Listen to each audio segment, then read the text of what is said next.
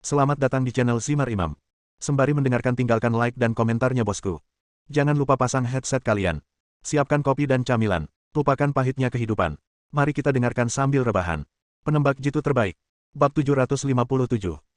Sebelum mengasingkan diri, wajar untuk menemukan cara untuk menghancurkan formasi. Jika tidak, Lian bisa mati kelaparan hanya karena kelaparan. Lian memutuskan bahwa batasan formasi di sini terkait dengan grafik Bagua di lapangan, jadi dia mulai meneliti dari grafik Bagua. Tidak butuh waktu lama bagi Ang Li untuk menemukan sebuah rahasia. Pusat dari seluruh pembatasan formasi terletak di bawah dua peti mati kayu. Pembentukan. Lian tampak sedikit terkejut, lalu menunjukkan ekspresi terkejut.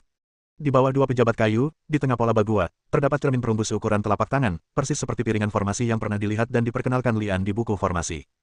Tidak banyak pengenalan tentang array, tetapi evaluasinya sangat tinggi. Disarray setara dengan objek ilahi, dan dapat langsung menempatkan batasan formasi. Misalnya, dalam batasan formasi di depan Anda, grafik Bagua di lapangan hanyalah tambahan. Kekuatan sebenarnya dari formasi berasal dari disformasi tersebut. Tidak sulit untuk menghilangkan batasan formasi ini, selama disformasi dikeluarkan dari posisi tatahan. Lian mencobanya, dan setelah mengeluarkan disformasi, batasan formasi menghilang dan dia bisa masuk dan keluar gua sesuka hati. Tubuh Dewa Hijau dan peti mati kayu benar-benar merusak pemandangan, apalagi tubuh Dewa Hijau itu mengeluarkan bau busuk. Jadi, Lian cukup memindahkan tubuh pelacur hijau dan peti mati kayu itu keluar dari gua dan membakarnya dengan api. Kembali ke gua lagi, Lian mengeluarkan disformasi dan mulai mempelajarinya. Orang yang mengatur larangan formasi di sini pastinya adalah orang yang kuat. Misteri dari disarray ini sendiri sama sekali tidak mungkin dibuat dengan kemampuan Lian saat ini, tetapi tidak menjadi masalah hanya dengan menggunakannya. Saya tidak tahu berapa tahun telah berlalu sejak piringan formasi dibuat, dan kekuatan penahannya telah sangat berkurang. Bahkan sekarang, itu masih dapat mencegah bajingan hijau itu pergi dari sini, yang menunjukkan betapa kuatnya dia saat itu pertama kali dibuat. Jika itu terjadi dalam periode kemenangan penuh, diperkirakan bahkan Biksu Agung Fayuan pun akan terjebak dalam pembatasan tersebut. Sayangnya, beberapa retakan muncul pada piringan formasi sehingga menyebabkan kekuatan formasi menjadi tidak stabil. Ini mungkin alasan mengapa Dewa Hijau lainnya bisa melarikan diri dari gua. Jika Anda tidak ingin daya yang dibatasi oleh pelat susunan menghilang dengan cepat dan ingin memanfaatkannya sepenuhnya, Anda harus mencari cara untuk memperbaikinya. Lian belum memiliki bahan dan energi untuk memperbaiki disformasi, jadi dia hanya bisa menatap dan menyimpan disformasi untuk sementara waktu. Selanjutnya Lian menangkap beberapa hewan untuk dijadikan makanan seperti daging kering untuk disimpan, kemudian berlatih mengasingkan diri di dalam gua, menggunakan cairan roh penyihir, manik-manik mayat, dan rumput mayat untuk meningkatkan budidayanya. Tidak ada waktu di pegunungan, dan 1 tahun telah berlalu dalam sekejap mata. Pada hari ini, 2 orang pria berkulit gelap sedang berlari di depan.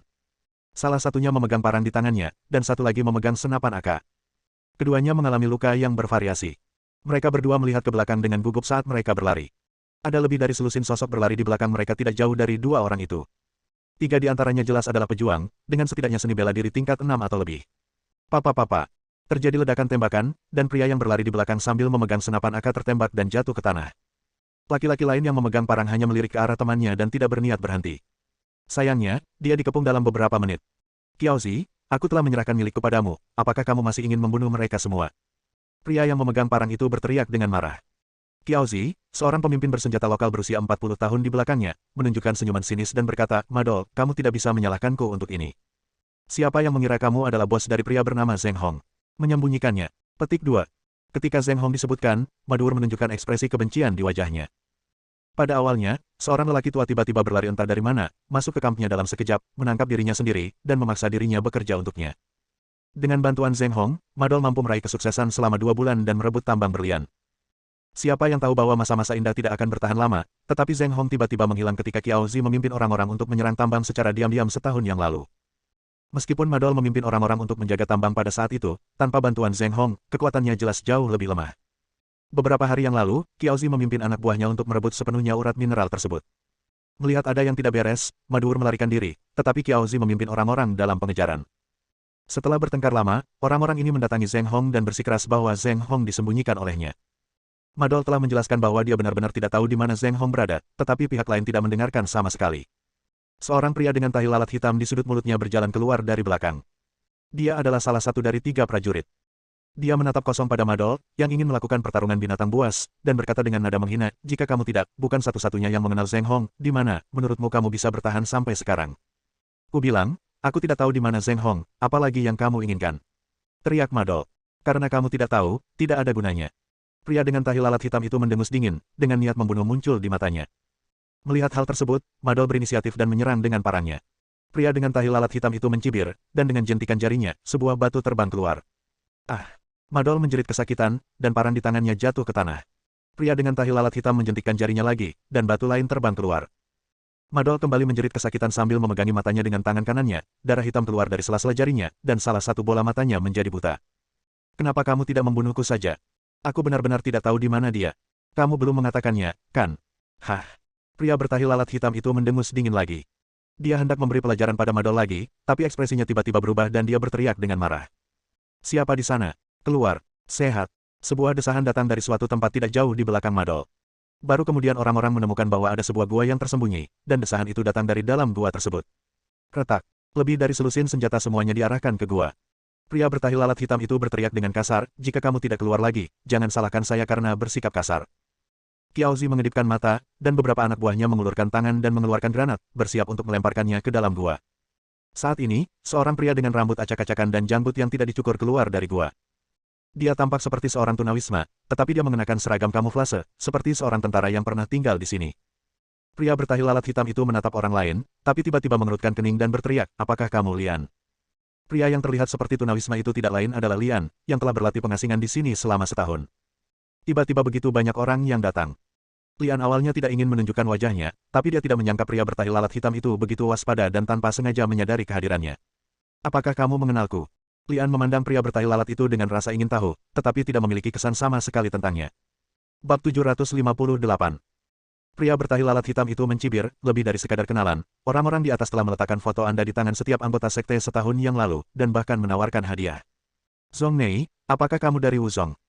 Lian melirik kedua prajurit lainnya dan benar-benar menentukan identitas mereka sejak awal karena mereka semua memakai cincin Zonzong yang mewakili Wuzong.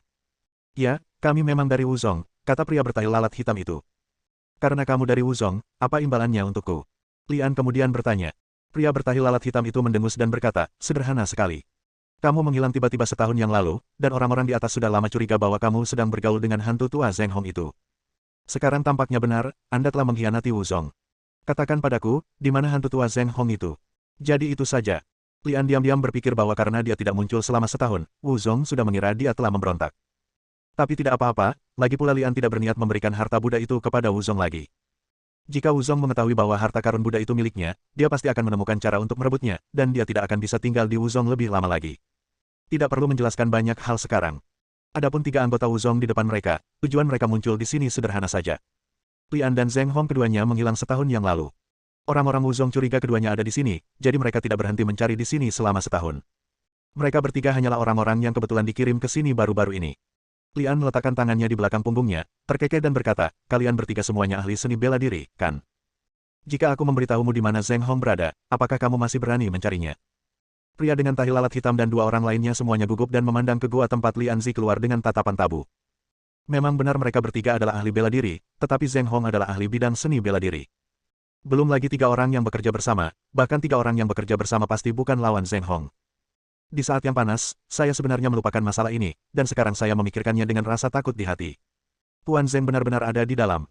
Tanya seorang pria berwajah pemalu yang berdiri di belakang. Lian menggelengkan kepalanya dan berkata, tidak, Zheng Hong telah meninggalkan dunia ini selama tindakannya setahun yang lalu. Mati. Pria dengan tahi lalat hitam itu terkejut pada awalnya, dan kemudian dia sangat gembira.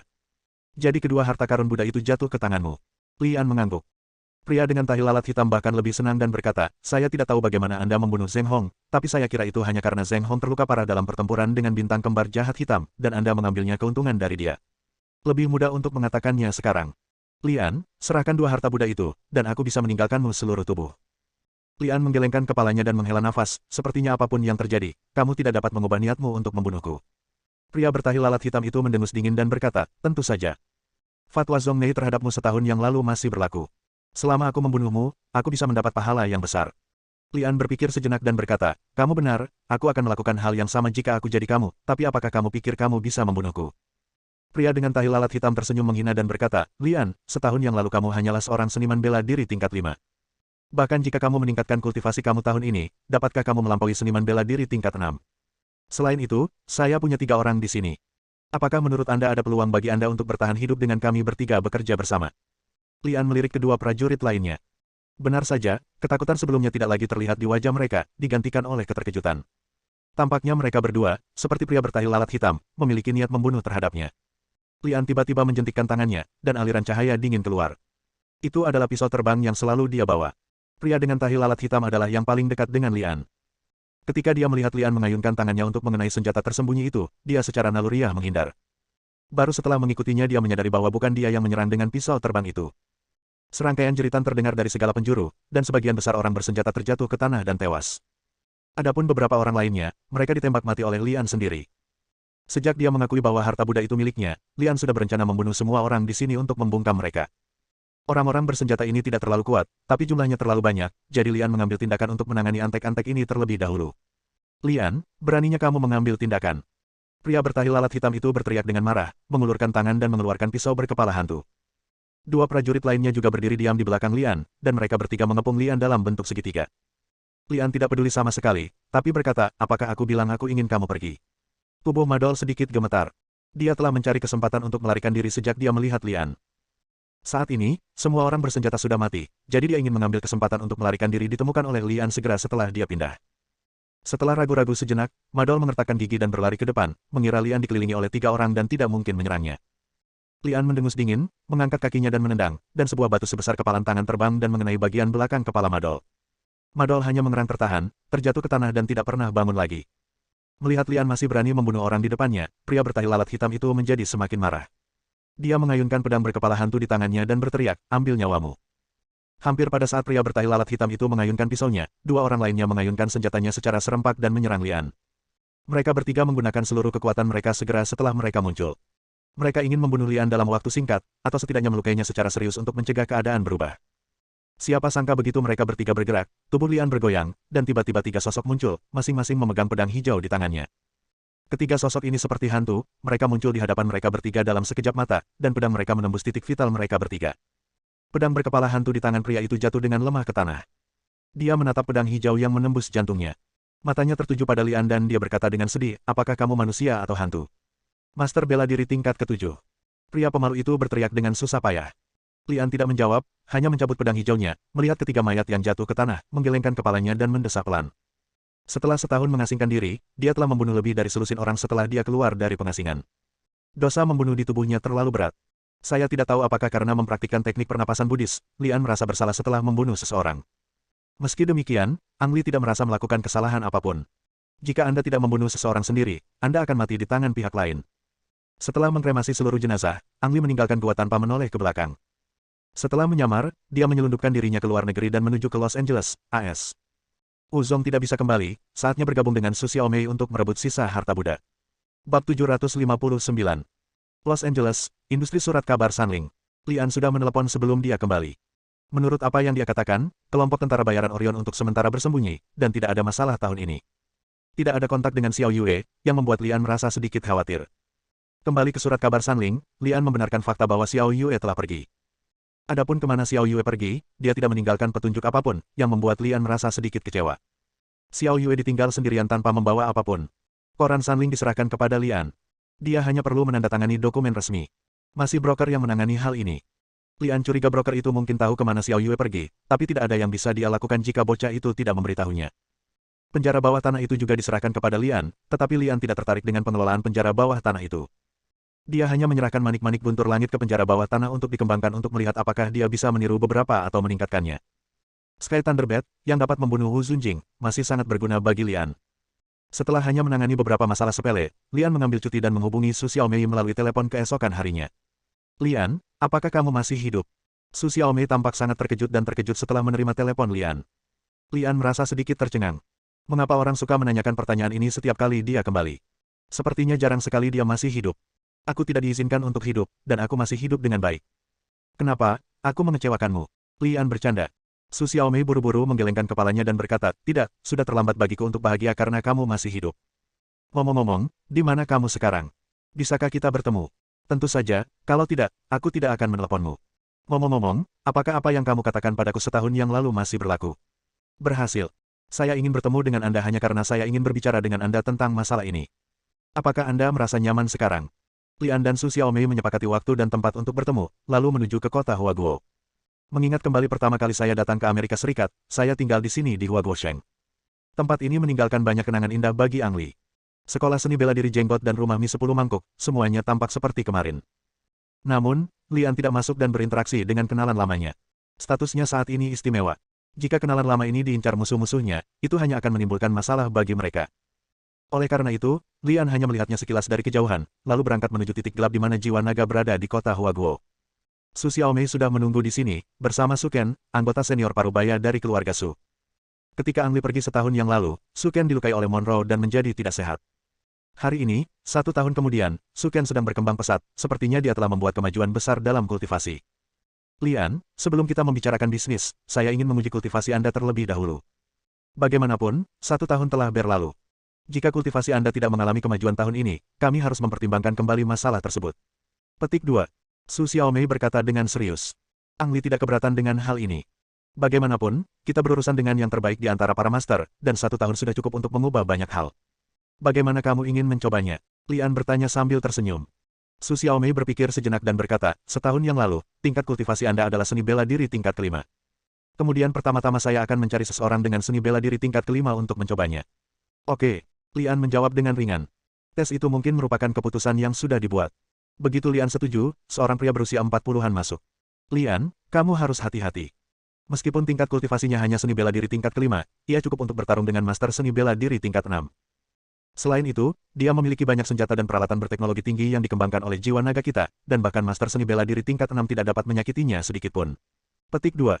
Su Xiaomei mengingatkan. Saya mengerti. Lian mengangguk dan menjawab, matanya tertuju pada pria itu. Pria itu menundukkan tangannya ke arah Lian. Lian tersenyum dan hendak merespons ketika cahaya menyilaukan tiba-tiba muncul di antara tangan orang lain. Sangat berbahaya. Tampaknya pihak lain menyembunyikan peralatan berteknologi tinggi yang dikatakan Su Xiaomei, mirip dengan bom kilat.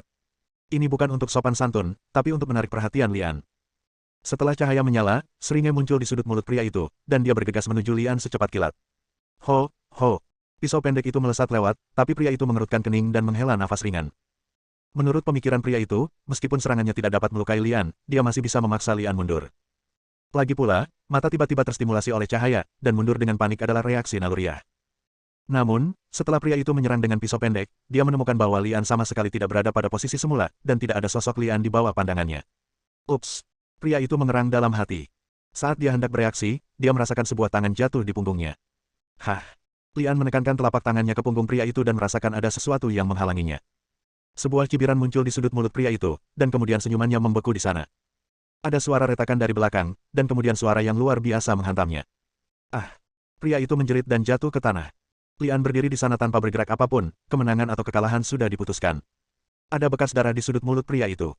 Setelah berjuang untuk bangkit dari tanah, dia menangkupkan tinjunya dan mengangkat tangannya ke arah Lian dan berkata, terima kasih telah menunjukkan belas kasihan. Lian tersenyum dan berkata, ini hanya diskusi. Tentu saja saya tidak perlu membunuh Anda, tapi saya sangat tertarik dengan apa yang Anda kenakan. Bisakah Anda memberitahu saya apa itu? Pria, ini, ragu-ragu dan menoleh untuk melihat Su Xiaomei dan Su Ken. Su Xiaomei tersenyum dan berkata, sebenarnya, itu bukan apa-apa, itu hanya sepotong pelindung lembut yang dikembangkan oleh jiwa naga kita. Anda bisa menganggapnya sebagai pelindung tubuh. Bedanya, body armor digunakan untuk menahan peluru, namun soft armor ini digunakan untuk menahan serangan kekuatan. Petik 2. Meskipun Su Xiaomei mengatakan dia santai, dia sangat terkejut di dalam hatinya. Anda harus tahu bahwa perangkat lunak pelindung dapat menahan serangan penuh dari master seni bela diri surga ke-6. Inilah sebabnya dia mengatakan bahwa sulit bagi orang-orang dari seni bela diri surga ke-6 untuk saling menyakiti. Namun, Lian menghancurkan pertahanan armor lunak itu dengan satu telapak tangan. Secara khusus, cara Lian menangani kecelakaan dan kecepatan gerakannya yang luar biasa mengejutkan Su Xiaomei. Teman sekelas lama, tampaknya kultivasimu setidaknya setinggi seni bela diri tingkat 6. Diperkirakan mungkin untuk mencapai seni bela diri tingkat ke-7, kata Su Xiaomei dengan gembira. Seorang seniman bela diri di tingkat ke-7. Lian tersenyum tipis, tidak mengakui atau menyangkal, tapi hanya bertanya, apakah kamu ingin mencoba lagi? Tidak perlu, kamu telah memenuhi persyaratanku. Su Xiaomei menggelengkan kepalanya dan berkata. Bab 760. Di ruang rahasia. Lian dan Su Xiaomei duduk berhadapan. Wajah Lian tenang, tapi wajah Su Xiaomei serius. Sejujurnya, seiring bertambahnya usia Su Xiaomei, dia menjadi semakin feminin, tetapi yang aneh adalah Lian tidak lagi memiliki perasaan terhadap teman sekelas selama kesayangannya. Semua hubungan antara keduanya didasarkan pada transaksi. Sebaliknya, posisi Lian di hati Su Xiaomei menjadi semakin penting, dan dia benar-benar menjadi iblis dalam dirinya dan tidak dapat menyingkirkannya. Ini adalah hal yang luar biasa. Ketika Anda semakin menyukai seseorang, seringkali dia tidak mempunyai perasaan terhadap Anda, dan semakin sedikit Anda bisa mendapatkannya, semakin Anda menganggap dialah yang terbaik. Wajah Su Xiaomei tampak berat saat ini, tetapi itu tidak ada hubungannya dengan perasaan. Dia adalah orang yang sangat rasional, dan bahkan ketika menghadapi Lian, dia dapat dengan terampil mengesampingkan perasaannya untuk saat ini. Belum lama ini, Ang Li menyatakan remunerasi yang diinginkannya. Ini bukan uang, tapi sebuah benda, Vajra yang diambil Suchan dari Sang Buddha. Sejujurnya, Jiwa Naga telah menghentikan penelitian tentang Vajra setengah tahun yang lalu, membenarkan bahwa mereka tidak dapat menemukan cara untuk menggunakan harta Buddha ini. Harta karun Buddha yang tidak dapat digunakan tidak lebih dari sebuah peralatan yang tidak berguna dan tidak berguna bagi Jiwa Naga. Oleh karena itu, Vajra telah dibuang ke gudang Jiwa Naga sejak setengah tahun lalu. Namun, betapapun tidak bergunanya, harta karun Buddha tetaplah harta karun Buddha. Masih sangat sulit bagi Su Xiaomei untuk meminta Jiwa Naga digunakan sebagai hadiah atas kerja sama Lian. Lian, selain Vajra itu, tidak bisakah kamu memesan yang lain? Kamu tahu, aku bisa memberimu banyak uang. Su Xiaomei bertanya ragu-ragu. Tapi Lian menggelengkan kepalanya dan berkata dengan tegas, saya tidak menginginkan apapun kecuali Vajra. Cuma bercanda, Ang Li mencobanya setahun yang lalu dan metode pernapasan peninggalannya dapat menghancurkan Vajra sepenuhnya. Sekarang saya sudah memiliki satu set ikan kayu, palu kayu, dan mangkuk emas. Jika saya menambahkan Vajra lagi, kekuatan saya pasti akan meningkat pesat. Sayangnya, setelah setahun melakukan penelitian, Ang Li masih belum bisa menghancurkan mangkuk emas tersebut. Namun, Lian sama sekali tidak berniat meninggalkan mangkuk emas tersebut. Semakin sulit mangkuk emas tersebut digunakan, diperkirakan semakin kuat gabungan Vajra dan kumpulan harta karun Buddha mangkuk. Mengenai apakah Jiwa Naga akan memberinya Vajra, Lian tidak khawatir sama sekali. Jika Jiwa Naga ingin mencari harta karun Buddha lainnya, ia harus bekerja sama dengannya. Jika dia menyerahkan harta karun Buddha yang sama sekali tidak berguna, dia pasti akan menyetujuinya selama dia tidak bodoh. Su Xiaomei menghela nafas dan tidak berkata apa-apa sampai pintu dibuka dan ekspresinya menegang. Melihat Su Ken masuk, Su Xiaomei berdiri dan bertanya, bagaimana situasinya? Su Ken menoleh dan menatap Lian sebelum berkata, bos sudah setuju, tapi butuh waktu 1 jam sebelum barang bisa dikirim. Su Xiaomei menghela nafas lega ketika dia mendengar ini, menoleh ke Lian dan berkata, apakah kamu puas sekarang? Lian mengangguk. Penantian 1 jam berikutnya adalah tentang mengobrol, dan saya mendapat banyak berita berharga dari Su Xiaomei dan Su Ken. Dunia telah banyak berubah dalam setahun. Setahun yang lalu, Wu Zong dan Jiwa Naga berada di kamp yang sama. Hari ini, setahun kemudian, situasinya telah berubah. Tanpa aliansi Wu Zong, Jiwa Naga menjadi lajang dan lemah, dan ada perasaan samar-samar dikalahkan oleh Wu Zong. Sedangkan untuk keluarga Monroe, mereka terlihat sangat misterius dan jarang muncul. Inilah mengapa Dragon Soul sangat ingin bekerja sama dengan Lian, berharap menemukan lebih banyak warisan Buddha untuk memperkuat kekuatannya. 1 jam kemudian, kepala pelayan keluarga Su, Paman Fu, masuk ke ruang rahasia dengan koper hitam berisi Vajra. Lian memeriksa dan menemukan bahwa Vajra itu asli, lalu berdiri dan pergi, dan kedua pihak sepakat untuk bertemu dalam 3 hari. Nona, apakah Anda membutuhkan saya untuk mengirim seseorang untuk mengawasinya? Fu Bo bertanya ketika dia masih muda. Su Xiaomei menggelengkan kepalanya dan berkata, tidak perlu. Dari apa yang saya ketahui tentang dia tidak akan pernah mengingkari janjinya. Jika kita mengirim seseorang untuk mengikutinya, alangkah buruknya jika dia menemukan kita. Petik 2. Paman Fu menanggapi dengan ringan dan berinisiatif mundur. Su Xiaomei kemudian bertanya pada Su Ken, Paman kedua, dapatkah kamu melihat kekuatan Lian yang sebenarnya?